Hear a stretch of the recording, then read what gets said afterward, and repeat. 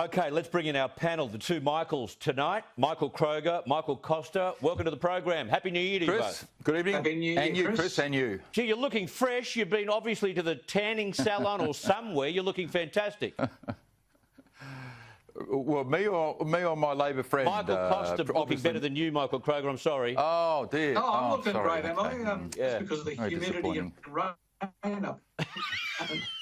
Well, no, Chris, it's because he's living in a Liberal state. That's why he's looking so much. It's barely Liberal. Us down Michael, here. Barely Liberal. Barely yes, Liberal. you're right no, there. Barely Liberal. Go and ask Matt Keane. Vera Jicklin. Barely Liberal. Yes. Well, despite copping so much criticism last year, the Queensland and Victorian health departments have been caught out again, not providing sufficient testing facilities for recent COVID spikes. You could hear the frustration in the voice of Professor Peter Collignon saying, you know, if you can roll up to get a test, it's a big thing to do. Make sure you've got testing facilities. Michael Costa, given what's happened to some of these state governments, especially Victoria, you'd reckon they'd have a plan B for the Christmas New Year period just in case there was a spike somewhere. Well, it's shambolic, Chris. There's no doubt about that. I mean, and remember, this follows the report out of Victoria, the semi-judicial report that indicated that the whole process was shambolic.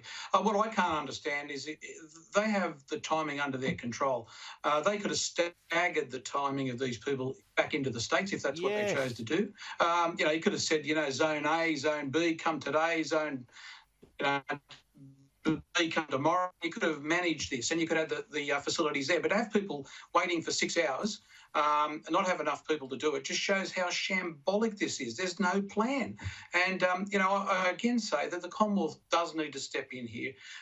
We just can't have, each of these states running off. Surely there is an argument that despite the sort of constitutional provisions, this is a national crisis, certainly a national economic crisis, apart from anything else. And the Commonwealth ought to, convene a meeting, get some proper guidelines where people are given proper notice rather than them all running to the border to avoid lockdowns. It's just shambolic. You're right. And then you hear the WA Premier today, Michael Kroger, talk about we want elimination, admitting for the very first time the word elimination is part of the lexicon in WA. Don't governments learn, though? You've been inside the machinations of a government. When they get their backside kicked, they just don't learn. As Michael Costa says, they've just bundied off their entire health department staff, hoping they could get through on a skeleton staff. It is just arrogant. Mate, they find a way to survive. That's what it is. It's all about survival. It's all about staying in government. It's all about blaming someone else if you need to. There's no shame. I mean, fancy a guy as Premier. 800 people died on his watch because of the incompetence of his government. This is Victoria Daniel Andrews, of course, as everyone knows. The Westminster Principles, ministerial responsibility. Anyone with any sense of conscience would have resigned and apologised. No, he's on holidays at the minute, still there in office.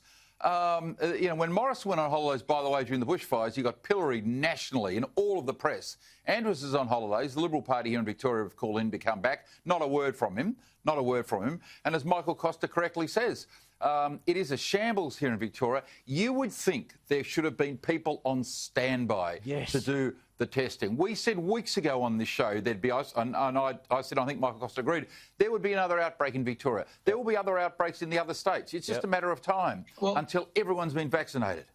Exactly. Chris, Sorry, Michael Costa, go ahead. Chris, there will be outbreaks because, remember, this is coming from external sources.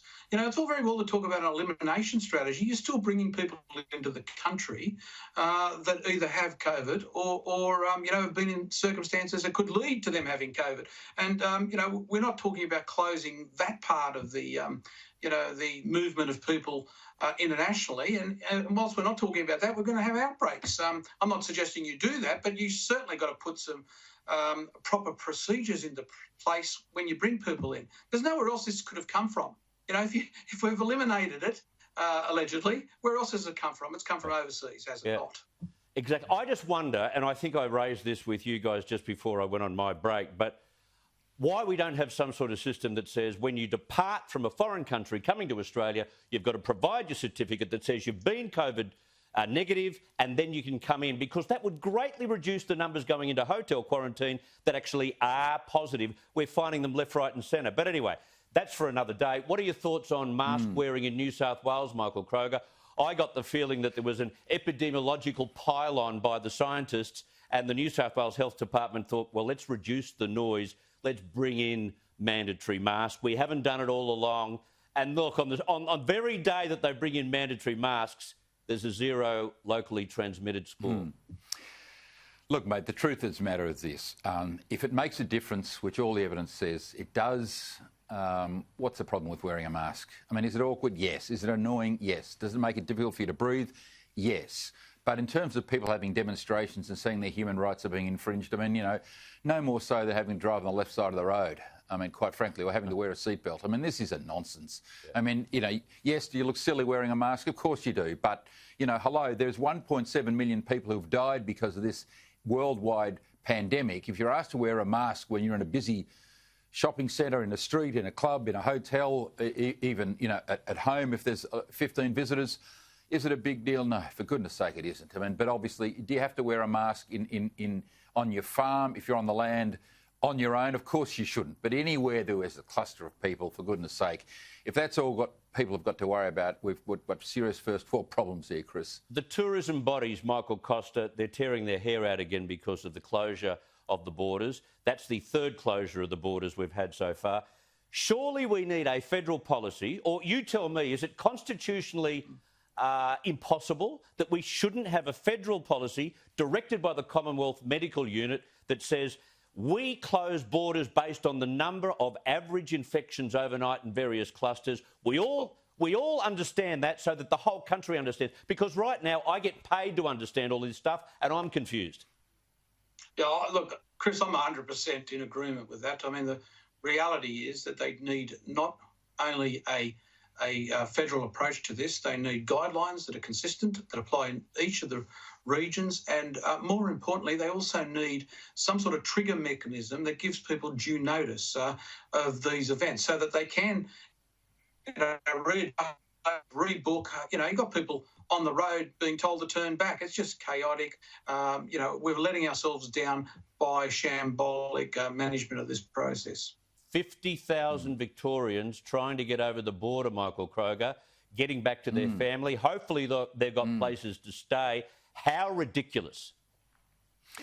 It's ridiculous, mate, but, you know, that's what the Victorian government's done. If you are in New South Wales, you are not allowed to come back to Victoria, even if you live here, unless there's some kind of medical emergency. I mean, people are not allowed to come to their own, not allowed to come to their own home. But, you know, ultimately, mate, you know, this is not going to be resolved until the vaccine is proved to be effective and everyone has been immunised and that there is no transmission in Australia. Now, I noticed today, by the way, that Albanese asked for a faster rollout than Greg Hunt's rollout in March. So Albanese wants the rollout to be quicker. He's criticised Greg Hunt because we haven't got the vaccine here earlier. So what Albanese's saying is, let's take the vaccine from the sick countries who have got a priority and give it to a healthy country. This is like sort of a reverse Robin Hood. This is a grotesque, selfish policy by Albanese, which says, even though we're a global citizen as far as, you know, global warming's concerned, we'll be a pariah internationally if we don't sign up to his extreme policies. In relation to the vaccine, he wants to take from the sick and give to the healthy.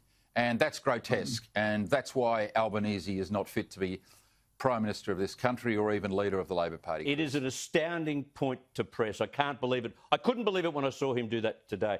Can I just squeeze this in? We've had our first bout of that other infectious disease this year, political correctness, with complaints made about an ad for BCF outdoor gear, which features a bat. Have a look at this. Jazz is up, it upset that somebody ate a bat, 'cause now she's at this jetty and not her uncle's London flat. The Hendersons were supposed to stay for weeks with Auntie Jean. They'll miss her crazy rantings and a month in quarantine. Michael Costa, I thought that was funny. Am I losing it? The fact that someone would eat a bat? It was just comedy.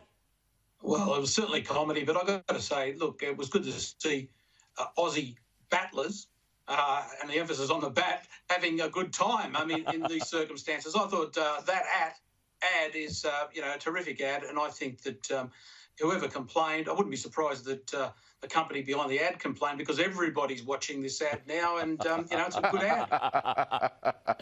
That might be right. It was a masterstroke. You should be in advertising. Well, it was a masterstroke. Yeah, it was a masterstroke because, mate, we're talking about it. Everyone in the country's talking about it. But seriously, this is the product of a first world country that set up an unlimited number of complaints bodies. You can complain to anyone about anything in this country today. Yep. The fact that people have got so much time that they can sit at home and write a complaint about a bat sandwich being eaten. I mean, it's a joke. It's not actually happening. It's not real. But the fact that people have time and the inclination to do that, goodness me, I'll give them a lot more problems to worry about if that's the biggest concern they've got sitting here in the comfort of their lounge room of Australia. Well said. Goodness Get a life, in other words. Not for you guys, though. Michael Kroger, Michael Costa, thank you so much for your time. Thanks, Chris. Thanks, mate. Cheers. Great to have you Michael. with us.